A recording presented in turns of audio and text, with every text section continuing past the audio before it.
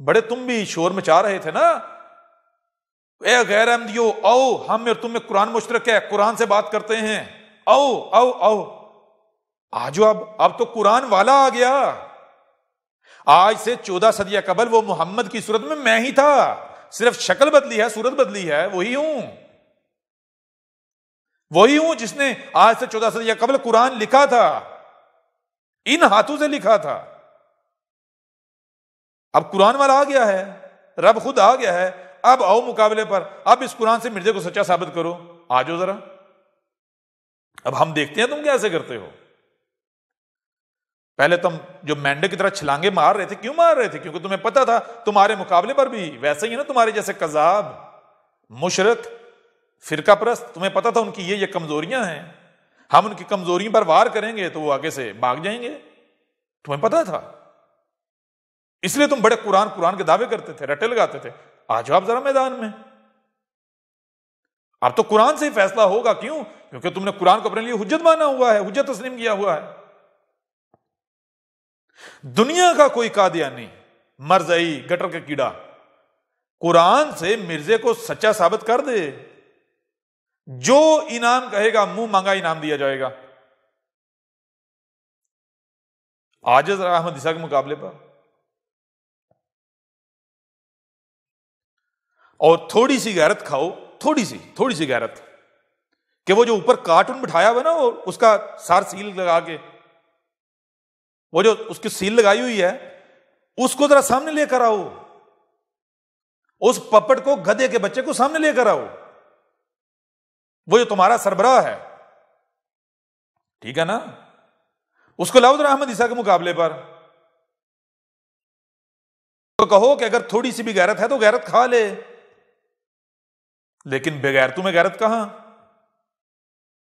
یہ تو قرآن بھی کہتا ہے نا، کیا قرآن کہتا ہے جس کو تم ماننے کے دعوے دار ہو؟ وہ کہتا ہے دوسروں کا مال کھانے والے غیرت مند ہو ہی نہیں سکتے،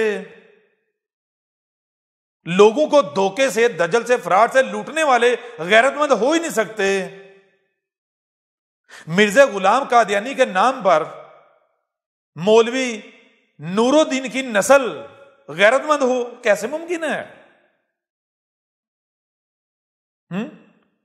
کاغذوں میں نام ہو مرزا غلام قادیانی کا، اور بایولوجیکل حقیقت میں ڈی این اے ہو مولوی نور الدین کا، اور پھر غیرت بھی ہو، یہ کیسے ممکن ہے؟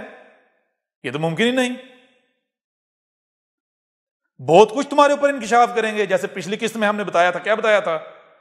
کہ جیسے فرعون نے موت کو دیکھ کر توبہ کی تھی، لیکن اس کی توبہ قبول نہیں کی گئی تھی، عین اسی طرح مرزا غلام قادیانی نے بھی موت کو دیکھ کر توبہ کی تھی، لکھ کر۔ اس نے کہا تھا میں مانتا ہوں میں کذاب ہوں، میں مجرم ہوں، لیکن اس کی توبہ قبول نہیں کی گئی تھی، اور ہم نے تمہیں کہا تھا ہم ثبوت پیش کریں گے، آگے چل کے ثبوت آئیں گے، اور دنیا کا کوئی قادیانی غلط ثابت نہیں کر پائے گا، ایسے ثبوت ہم سامنے لے کر آئیں گے۔ ایسے ہی اس قسط کے آخر میں ہم تمہیں ایک اور خوشخبری دیتے ہیں، اب خوشخبریاں سمیٹتے جاؤ، اور اینڈ پر جو ہے تمہیں ثبوت دیے جائیں گے خوشخبریوں کے۔